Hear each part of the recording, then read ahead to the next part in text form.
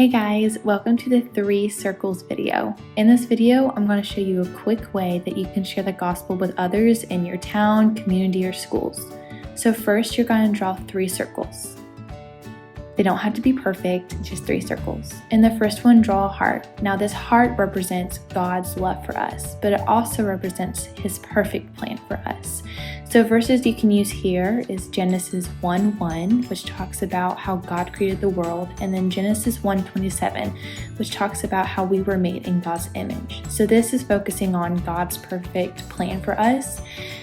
And from here, we then talk about how we as humans fell and how we ran away from God because of sin. Now, sin is why there's brokenness in the world, but also things like sickness or stealing, and then ultimately death. So here, some really good verses that you can use is Romans 6:23 and then Romans 3:23. Both of these talk about how for sin we deserve to die, and then our wages of sin is death. Now, where do we go from here? How do we come back to God's perfect plan?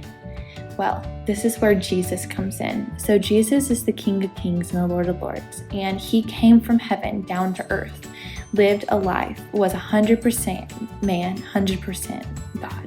He died on the cross, and then He went back to heaven and now is waiting for us, and He is fighting for us, and He is the only way that we can go to heaven.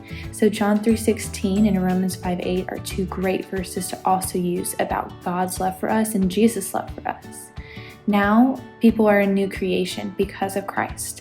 Verses you can use here is 2 Corinthians 5:17 and Romans 5:13. These both talk about how God renews us, and how God is not just for a certain people, but all who call upon God's name and all who believe in Jesus will be saved. And this is the 3 circles, and that is how we come back to God's perfect plan. Thanks for watching, and if you have any questions, comment below. Thanks!